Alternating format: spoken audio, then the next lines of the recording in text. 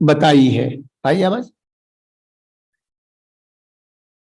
उसका यहां पर आज अपन थोड़ा सा वर्णन देखेंगे, उसके पहले मंगलाचरण करते हैं। देखिए, नमः श्री वर्धमानाय निर्धूत कलिलात्मनि सालोकानां त्रलोकानां यद विद्यादर्पणायते देशयामि समीचीनं धर्मं कर्म निवर्हणं संसार दुःखतः सत्त्वान् यो धरत्युत्तमे सुखे। तो यहाँ पर सदा सुखदास जी ने उस मनुष्य पर्याय की प्राप्ति होकर उसमें वचन प्राप्ति होने की दुर्लभता का वर्णन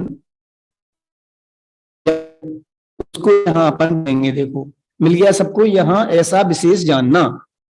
अनादि काल से बहुत काल तो इस जीव का निगोदवास में ही बीता है। निगोदवास की काल तो इसका बीता है, निगोदवास में ही बीता है। फिर कदाचित निगोद से निकलकर 5 स्थावरों में संख्यात काल तक परिभ्रमण करके पुनः निगोद में चला गया। वहां से ऐसे तैसे करके निकलना भी हुआ तो स्थावर यानी एकेंद्रीय पर्याय। स्थावर कौन सी पर्याय होती है? एकेंद्रीय। स्थावर कितने प्रकार के होते हैं? 5 प्रकार के, ठीक है ना। अग्नि कायक, जल कायक, वायु कायक, वनस्पति कायक, पृथ्वी कायक, ये 5 स्थावर कहलाते हैं। एकेंद्रीय जीव ये होते हैं। तो ऐसे तैसे करके कदाचित निगोद से निकला, स्थावर पर्याय में आया एकेंद्रीय में, और एकेंद्रीय पर्याय से पुनः फिर निगोद में चला जाता है। 2 इंद्रिय आदि प्राप्त होना महादुर्लभ है, जिसके लिए दौलत राम जी ने लिखा है, दुर्लभ लही ज्यों चिंतामणि त्यों पर्याय लही त्रस्तनी। जैसे इस मनुष्य जीवन में चिंतामणि रत्न मिलना कितना दुर्लभ है, अभी तो कहीं देखने को मिलता है ही नहीं। पूरे जो अभी 145 देश अभी माने जाते हैं, उनमें अभी तो कहीं चिंतामणि रत्न देखने को मिलता नहीं है, क्योंकि आज तो मीडिया का जमाना है। चिंतामणि रत्न किसी को मिल गया होता और पता लग जाता तो सारी दुनिया में वो बात फैल जाती और चिंतामणि रत्न वाले के यहाँ भीड़ इकट्ठी हो जाती उसके घर पर। समझे ना? इसका मतलब अभी तो कहीं चिंतामणि देखने को मिलता ही नहीं है। चौथे काल में जब कल्प वृक्ष आदि होते थे तब कहीं किसी को, चौथे काल में कहीं किसी को चिंतामणि रत्न मिलता होगा। यहां तो किसी को चिंतामणि रत्न मिला हो ऐसा देखने में आता नहीं है। समझना? तो कितना दुर्लभ है वो चिंतामणि रत्न प्राप्त होना। तो यहां कह रहे हैं कि उस निगोद से निकल करके 2 इंद्रिय आदि पर्याय प्राप्त करना उस चिंतामणि रत्न को प्राप्त करने जैसा महादुर्लभ है। क्या कहा? मनुष्य पर्याय नहीं, अभी तो यह 2 इंद्रिय की बात कर रहे हैं। जो लटें वगैरह पैदा हो जाती है ना, चाहे जहां आटे में, दालों में सुलसुली पैदा हो जाती है, 3 इंद्री चींटी आदि, चींटा आदि, 4 इंद्री भौरा आदि, बर्र ततैया आदि जो होते हैं ना, जितने भी उड़ने वाले जीव, ये सब पर्याय मिलना महादुर्लभ है। निगोद से निकला, एकेंद्रीय पर्याय में आया और एकेंद्रीय से मर करके फिर निगोद में चला जाता है। इस जीव का काल तो निगोद ही बीता है, समझे ना। वहां से निकलना ही दुर्लभ है, ठीक है ना। वहां अनंत काल में बारंबार अनंतानंत परिवर्तन एक इंद्रिय में ही किए, जहां ना तो वाणी ही मिली और ना जिह्वा इंद्रिय ही मिली। जिह्वा ही नहीं मिली तो वाणी मिलने का सवाल नहीं है। जब तक मुंह ही नहीं मिले, रसना इंद्रिय नहीं मिले, तब तक वाणी भी नहीं निकलती है। 2 इंद्रिय, 3 इंद्रिय, 4 इंद्रिय और असैनी पंचेंद्रिय तथा सैनी पंचेंद्रिय त्रियंचों में उत्पन्न हुआ, वहां जिह्वा तो मिली, 2 इंद्रिय के बाद में रसना इंद्रिय तो मिल जाती है, लेकिन अक्षरात्मक कहने सुनने रूप वाणी नहीं मिली। दो इंद्रिय आदिक है, अब चींटी चींटा क्या बोले वो, मतलब बोलना तो आ गया उनको, उनकी आवाजें तो निकलती हैं, लेकिन जैसे मनुष्य एक दूसरे को शब्द बोल करके समझा सकता है वैसे वो नहीं समझा सकता। जानवर आदिक भी हैं, सैनी पंचेंद्रियपना भी मिल गया, तो वो कहाँ एक दूसरे को बोल करके समझा सकते हैं हमारी और आपकी तरह से। कितना दुर्लभ है इस वाणी के योग का मिलना, बोलने की भाषा के योग का मिलना, उसके लिए दुर्लभता बताई है। बड़ी कठिनाई से अनंतानंत काल में मनुष्य जन्म मिला है। कब मिलता है ये? बहुत कम मनुष्य जन्म मिलता है। महादुर्लभता है मनुष्य पर्याय प्राप्त करने की, जिसको हम खाली इस जीवन में खाने कमाने के लिए और विषयों का भोग करने के लिए 5 पाप हिंसा झूठ चोरी कुशील परिग्रह आदि में गमा देते हैं। समझ में है ना? ये महादुर्लभता से मिली हुई मनुष्य पर्याय, इसमें चाहे तो हम मोक्ष मार्ग को प्रशस्त कर सकते हैं। इसलिए ये दुर्लभता बता रहे हैं कि भैया तुम्हें इसकी कीमत नहीं आ रही है। ये मनुष्य पर्याय कितनी दुर्लभता से मिली है। खाना कमाना तो कुकर सुकर भी कर लेता है, पेट तो वो भी भर लेता है अपना। कुत्ता है, बिल्ली है, चूहा है, कोई भी जानवर है, वो सब अपना पेट भरते हैं कि भूखों मरते हैं? कम ज्यादा सही, लेकिन सबको पेट भरने लायक तो मिलता ही है ना। और वही पेट भरने के चक्कर में तुम पेटी भरते रहे, रात दिन व्यापार धंधे में और पैसा कमाने के चक्कर में पड़े रहे, या पुण्य उदय से पैसे आदि का संयोग मिल गया तो 5 इंद्रिय के विषयों में, कोई स्पर्शन इंद्रिय के विषय में, कोई रसना इंद्रिय के विषय में। आचार्य जयसेनाचार्य ने समय सार गाथाओं की टीका करते हुए 4थी गाथा की टीका में लिखा कि इस जीव को 2 इंद्रियों का जीतना महादुर्लभ है। एक तो स्पर्शन इंद्रिय का और दूसरा रसना इंद्रिय का। इनका जीतना महादुर्लभ है। सारा जीवन इसका स्पर्शन और रसना इंद्रिय के विषयों का पोषण करने में ही चला जाता है, और ये महादुर्लभता से मिली मनुष्य पर्याय को व्यर्थ में गंवा देता है।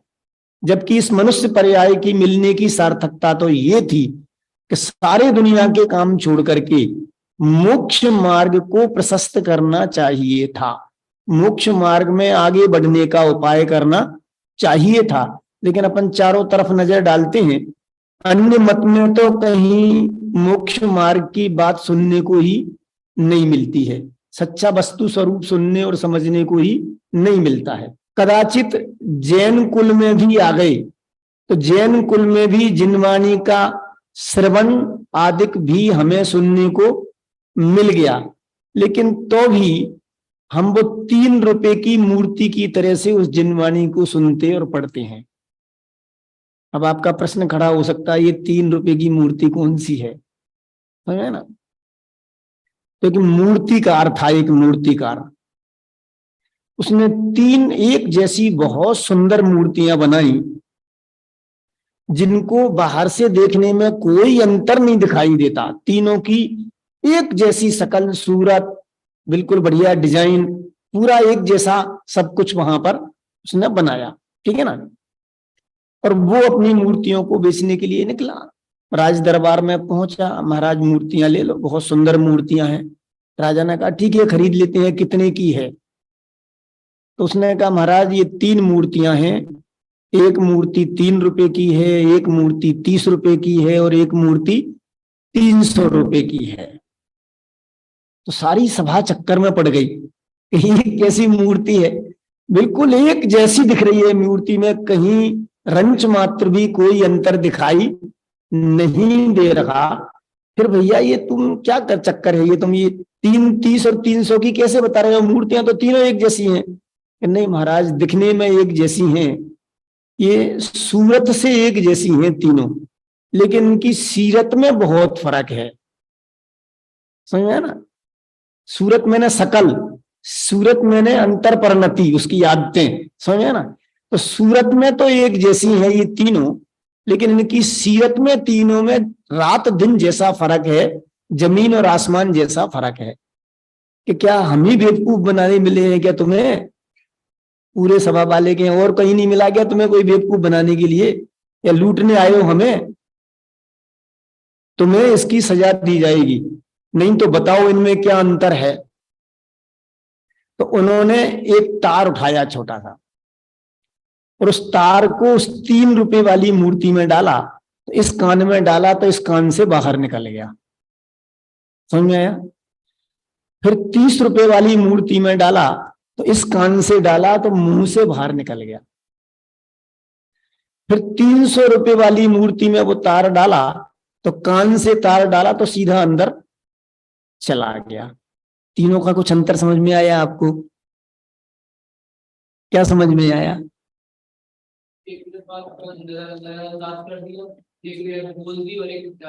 हाँ, तीनों का क्या अंतर हुआ?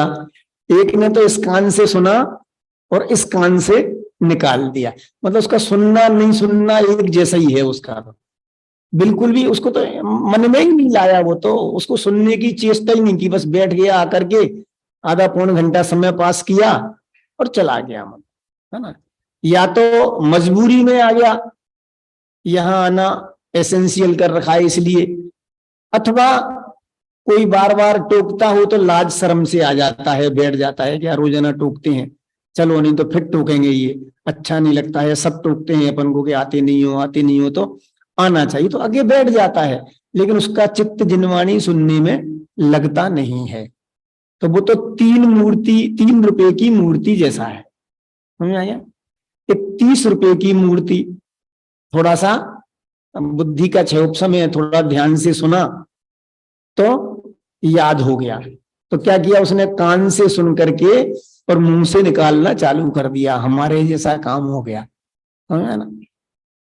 पर एक होती है 300 रुपए की मूर्ति का क्या काम था, सीधा पेट में चला गया, कि उसने सुना और सुन करके ना बोला ना कुछ किया, और जो वस्तु का स्वरूप भगवान ने बताया था उसको अंतर में उतार करके सम्यक दर्शन को प्राप्त कर लिया। तो हमें कैसी मूर्ति बनना है, 3 रुपए की, 30 रुपए की या 300 रुपए की, ये हमें सोचना है। अंतर तो समझ में आ गया ना, 30 और 300 में अंतर तो समझ में आया, दिव्य नहीं आया? क्या अंतर है तीनों में?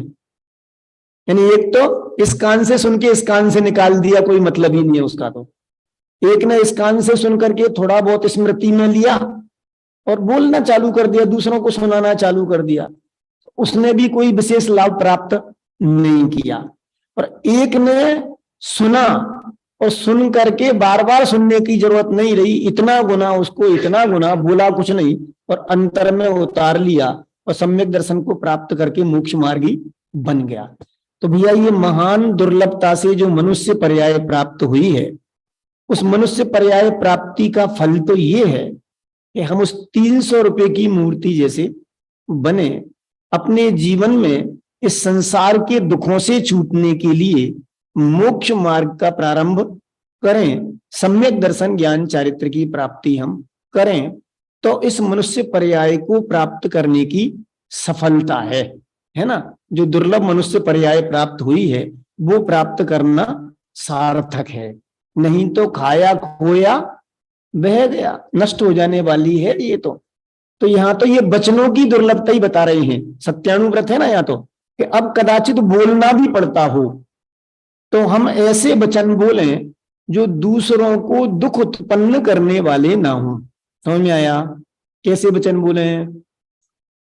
हाँ, जो दूसरों को दुख उत्पन्न करने वाले ना हो, सत्य धर्म का प्रकाश करने वाले हों, लौकिक बातों में भी सत्य अर्थ को प्रकाशित करने वाले हों, व्यर्थ का ज्यादा बकवास ना करते हों, लिमिटेड हित मित और प्रिय वचन बोलने वाले हों। हित समझते हैं आप? हित यानी जो अपना और दूसरों का हित करने वाले हों, कल्याण करने वाले हों, हित। और मित यानी कम बोलना, शॉर्ट बोलना। और हित मित और प्रिय यानी मीठे वचन बोलना। मुख चंद्र ते अमृत झरे, ऐसा लगे जैसे क्या मीठा बोलता है ना। ऐसे शब्द हमें बोलना चाहिए, है ना। इस मनुष्य पर्याय में जो हमें वाणी का सुयोग प्राप्त हुआ है, तो उसकी सार्थकता ये है कि हम हितकारी बोलें, कम बोलें और अच्छा बोलें, प्रिय लगने वाला बोलें। लेकिन प्रिय लगने वाले का मतलब ये नहीं है कि किसी को विषय भोगों की रुचि है तो हम उसको भी कथाएं सुनाना चालू कर दें, वो सारा जगत तो इसी में ही घुला हुआ है।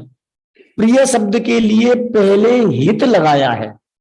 प्रिय तो हो, लेकिन कैसा हो? हितकारी हो। समझ में आया ना। यदि वो हित करने वाला है तो कठोर वचन होगा तो भी वो हितकारी है।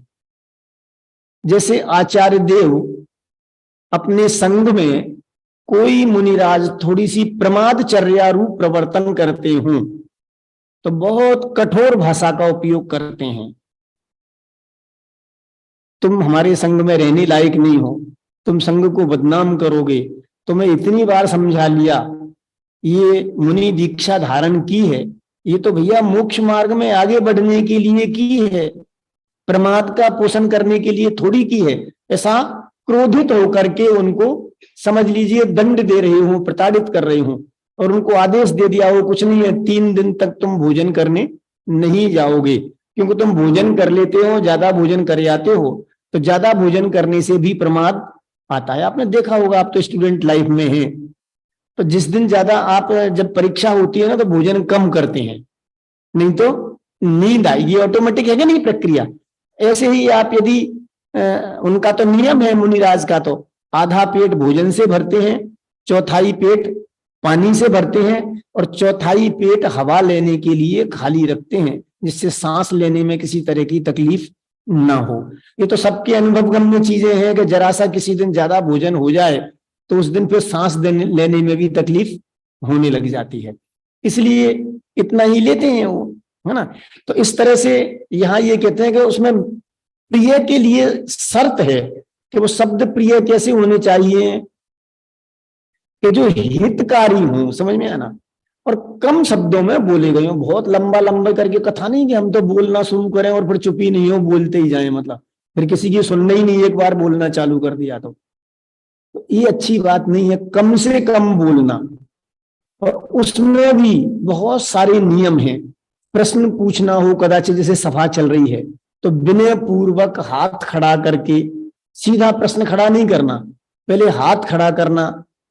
तो फिर जैसे कोई संघ में आचार्य हैं तो आचार्य देखेंगे, अथवा यहाँ क्लास चलती है तो जो वक्ता है वो देखेंगे, और फिर जब उचित होगा तब फिर आपसे वो देख करके अपना प्रकरण पूरा करके फिर आपसे वो प्रश्न पूछेंगे। नहीं तो क्या होता है, प्रकरण चल रहा है वो अधूरा रह जाता है और बीच में किसी ने प्रश्न कर दिया तो बात ही दूसरी तरफ घूम जाती है और जो प्रकरण चल रहा था वो अधूरा रह जाता है। समझ में आया ना। तो इसलिए प्रश्न भी, और फिर शॉर्ट में प्रश्न करके समझने के लिए करना, जबरदस्ती चाय को चाय जैसा प्रश्न नहीं करना, है ना।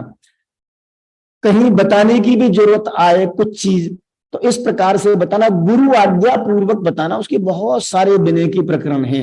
ये मनुष्य पर्याय मिली है हमें, तो हमें किस प्रकार से बोलना चाहिए, कैसे शब्द बोलना चाहिए, उसके लिए बहुत सारी शर्तें यहाँ सदाशिव दास जी ने लगाई हैं, और उस वाणी की महिमा का निरूपण भी किया है। समझ में आया ना।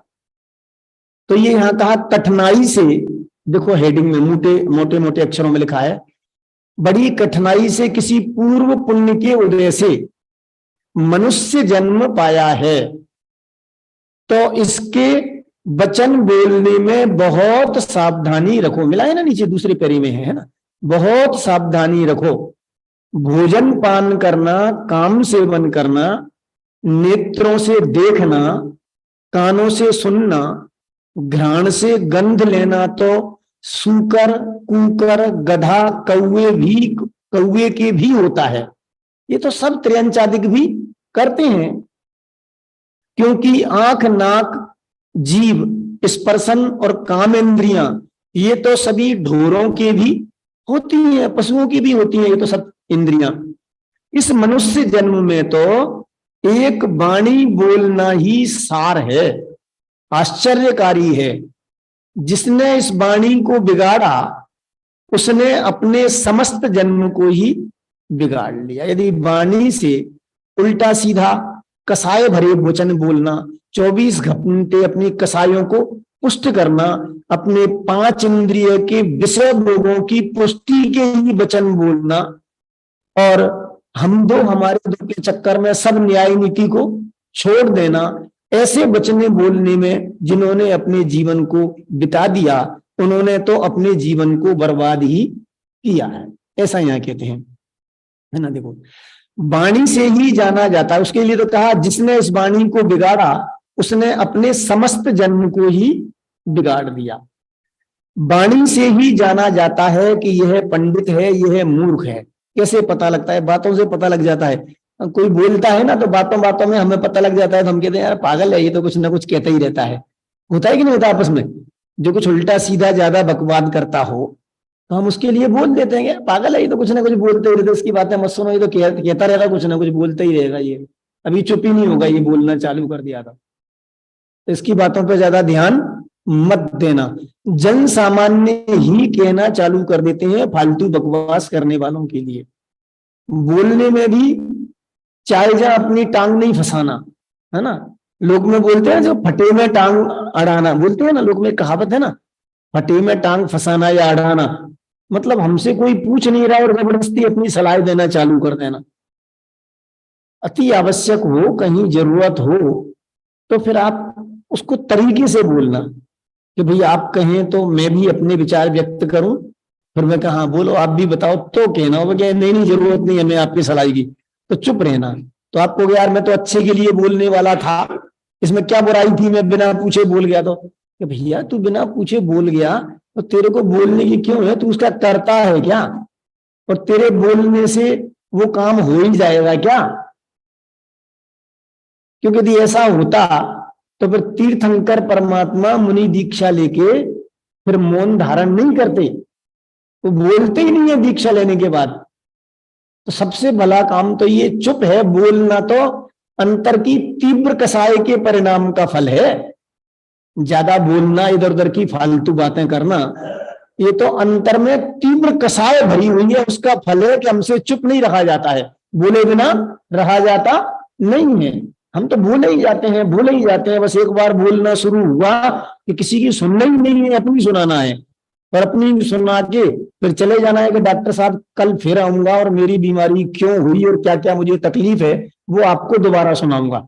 और डॉक्टर कहते ही रहे कि भैया पर्चा तो ले जा इसका, ठीक कैसे होगा, तू दवाई नहीं लेगा तो मैं समझ गया तेरी बीमारी क्या है। उन्होंने कहा डॉक्टर साहब अभी तो फुर्सत नहीं है, अभी तो मुझे बच्चे को स्कूल छोड़ने जाना है, उसका टाइम हो गया है स्कूल का, मतलब अब कल फिर आऊंगा मैं जल्दी, फिर आपको बताऊंगा। मतलब अब रोजाना सुनाता रहे, वो सुने नहीं तो क्या समाधान निकलेगा उसका।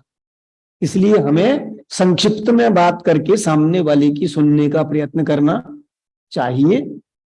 आवश्यकता हो जहां, और कोई लंबी करता हो तो फिर बात को टाल देना चाहिए कि साहब मेरे को दूसरा काम है, किसी न किसी बहाने से उसको फिर आप उपयोग को बदल दो अपने को, ठीक है ना। ये यहाँ कह रहे हैं, देखो वाणी से ही जाना जाता है कि यह पंडित है, यह मूर्ख है, यह धर्मात्मा है, यह पापी है, यह राजा है, ये मंत्री है, ये कोतवाल है, ये रंक है, ये अकुलीन है, ये हीनाचारी है, ये उत्तम आचारी है, ये संतोषी है, ये तीव्र लोभी है, ये धर्म वासना सहित है, ये धर्म वासना रहित है, यह मिथ्या दृष्टि है और यह सम्यक दृष्टि है। ये वचनों से ही पता लगता है, जैसे ही वो बोलेगा वचनों से उससे पता लगता है कि इसके अभिप्राय में क्या बसा हुआ है ना। वो कर्तावाद का पोषण करता है अथवा मिथ्यात्व का पोषण करता है कि देवी देवता भी सहायता तो करते हैं, तो भैया पुण्य उदय होने पर करते हैं, निमित्त निमित्तिक संबंध है। बाकी देवी देवता किसी का भला कर सकें या बुरा कर सकें ऐसी सामर्थ्य किसी में नहीं है ना। लेकिन वो उसी का पोषण करता हो तो उससे पता लगता है। और राजा है कि मंत्री है कि संतरी है, इसका पता भी भाषा के द्वारा ही लगता है। आपने एक कहानी सुनी होगी, सुनी है ना राजा की। एक अंधा व्यक्ति रास्ते में जा रहा था बीच रोड पर, तो आगे आगे सैनिक चल रहा था।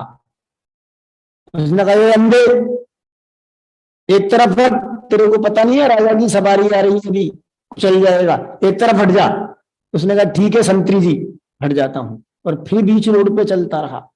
तो मंत्री आया, तो उन्होंने कहा, ए सूरदास जी आप थोड़ा साइड से चलो, अभी राजा की सवारी आ रही है, बहुत लोग आ रहे हैं, बग्घी वगैरह निकलेगी, हाथी घोड़े निकलेंगे, आपको धक्का लगेगा, आप गिर जाएंगे।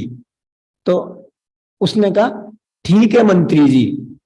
पहले को क्या कहा उसने? संतरी जी। दूसरे को क्या कहा? मंत्री जी।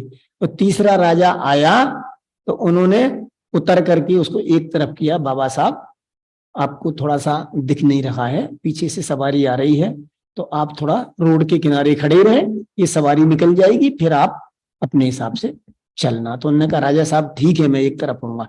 काई से पहचाना उसने? एक वाणी से, समझ में आया ना। तो ये कह रहे हैं कि वाणी से ही पहचाना जाता है कौन संतरी है, कौन मंत्री है और कौन राजा है।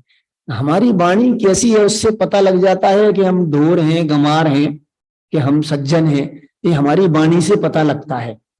हर शब्द के पीछे दो गालियां निकलती हों समझ आया ना। ये एक तकिया कलाम ही हो गया हो जिनका गालियां, फिर क्या यार तू गालियां बहुत देता था, मैंने खा दी, अभी तो दी नहीं मैंने, और 4 गालियां दे दी अभी मतलब। तो वो सभ्य और कुलीन पुरुषों का ऐसी भाषा नहीं होती है, समझ ना। उनकी तो हित मित और प्रिय वचन होती है। तो ये यहाँ पर बहुत इसमें वर्णन किया है कि वाणी से ही सब पता लगता है। अगले पेरे पर देखें, अगले पेज पे, पंच परमेष्ठी में भी वचनकृत उपकार के प्रभाव से, मोटे अक्षरों में ना अगले पेज पे 99 पे, पंच परमेष्ठी में भी वचनकृत उपकार के प्रभाव से प्रथम अरहंतों को ही नमस्कार किया है। और सिद्ध बड़े क्या, अरहंत भगवान बड़े? कौन बड़े हैं भाई? अरहंतों के तो 4 घातीय कर्मों का नाश हुआ है, अभी 4 घातीय कर्म बाकी हैं उनके, और सिद्धों के तो 8 कर्मों का अभाव हो गया। लेकिन जब हम नमोकार मंत्र बोलते हैं तो उसमें पहले किसको नमस्कार किया? अरहंतों को नमस्कार किया। तो ये अन्याय नहीं है, बड़े को बाद में नमस्कार कर रहे हो और छोटे को पहले नमस्कार कर रहे हो आप। जिनके अभी 4 अघातीय कर्म बाकी हैं उनको तो आप पहले नमस्कार कर रहे हो, जो संसारी हैं। और जो संसार से मुक्त हो गए, सिद्धालय में विराजमान हो गए, सिद्ध दशा जिनको प्राप्त हो गई, उनको दूसरे नंबर पर नमस्कार कर रहे हो। अन्याय नहीं है? कि नहीं है। क्यों नहीं है? हाँ, क्योंकि हम तो रागी है ना, रागी। और रागी जीव जिनसे अपना प्रयोजन सिद्ध होता हो ना, उनको पहले नमस्कार करता है। कबीर ने भी एक दोहा लिखा है, गुरु गोविंद दो खड़े काके लागू पाए, बलिहारी गुरु आपकी गोविंद बताए। इसको नमस्कार किया पहले, पहले गुरु को और फिर गोविंद में तो समाहित होना ही है।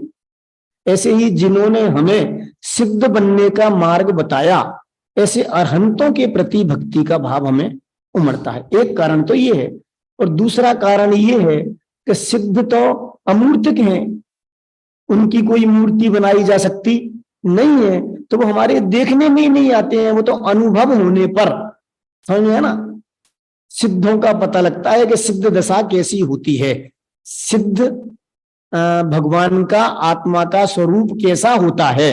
वो तो जब अरहंतों के द्वारा सिद्ध का स्वरूप बताया गया तब हमें पता लगा।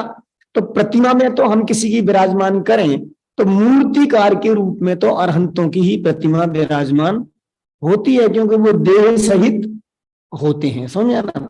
तो मुख्यतः तो प्रयोजन हमारा मोक्ष मार्ग बताने का अरहंतों से सिद्ध होता है, इसलिए पहले उनको नमस्कार किया गया है। तो आप समझ लो, उस वचन के प्रभाव से ही, यद्यपि सिद्ध भगवान पूर्ण शुद्ध हैं, अरहंत में अभी 4 अघातीय कर्मों का समागम अभी उनके शेष है, तो भी सिद्धों से पहले एक वाणी की विशेषता के कारण से अरहंतों को नमस्कार किया गया। ठीक है ना। तो अब वाणी की कीमत समझाने के लिए इतनी बात यहां कर रहे हैं, है ना। दूसरी बात यहां कहते हैं कि उज्ज्वल वचन, विनय के वचन, प्रिय वचन रूप पुद्गलों से यह समस्त लोक भरा हुआ है। देखो भाषा वर्गना तो सब तरह की है, मधुर भाषा वर्गना भी है और कटुक भाषा वर्गना भी है। सब तरह की भाषा वर्गना पूरे लोकालोक में, पूरे लोकाकाश में ठसाठस भरी हुई है। अब आप किस तरह की वाणी का उपयोग करते हैं ये आपके ऊपर है, समझे ना। इसलिए हमें अपने शब्दों को बहुत सोच समझ करके विचार के बोलना चाहिए। सत्यानुव्रत के संबंध में अपनी चर्चा है। सत्यानुव्रत और उसके 5 अतिचारों की चर्चा तो हो गई, लेकिन सदाशिव दास जी ने ये जो वाणी मिली है उसकी दुर्लभता का और हमें किस तरह के वचन बोलना चाहिए वह यहां पर विशेष रूप से उन्होंने बताया है। देखो, कोई कीमत नहीं देनी पड़ती। देखो, जी लगाने में, आप लगा के बोलने में कोई पैसा देना पड़ता है? जबान घिसती है हमारी, क्या बिगड़ता है? हाँ, मान कसाई जरूर थोड़ी सी घटती है। यार मेरे से छोटा है, इससे मैं आप करके बोलूंगा क्या? तो क्या तकलीफ है आप करके बोलने में? क्या बिगड़ जाता है आपका? उसको भी सुनने में अच्छा लगता है और आपको भी कहने में अच्छा लगता है, समझ में ना। हम किसी को आप करके बोलें, सम्माननीय वचनों से बोलें, हमारे बड़े जैसे जैसे भी हों उनको बराबर हम सम्मान पूर्वक शब्दों का प्रयोग करते हुए उनसे बोलें तो सुनने। और इस वाणी में तो ऐसी ताकत है कि इस मधुर वाणी के उसमें तो अच्छे अच्छे काम निकल जाते हैं, समझे ना।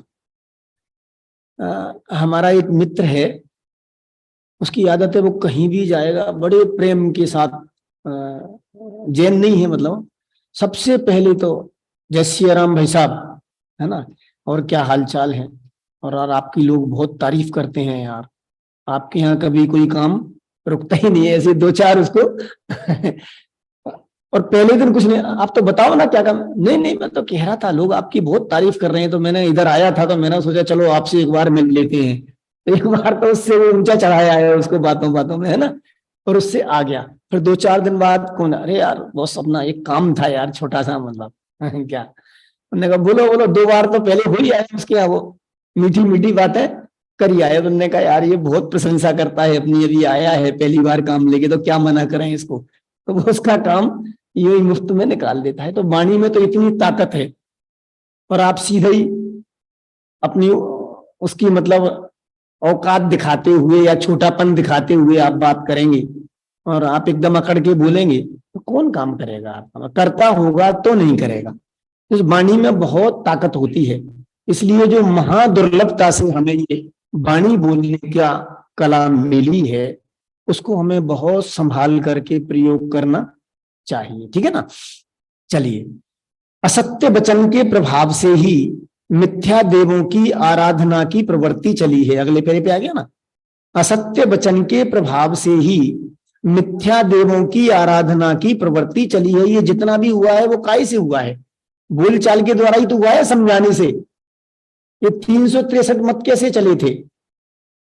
जब चतुर्थ काल प्रारंभ होने वाला था, तीसरे काल में ही हो गए थे ना आदिनाथ, तो उस समय पर उनको केवल ज्ञान की प्राप्ति हुई, ठीक है, समवसरण लगा।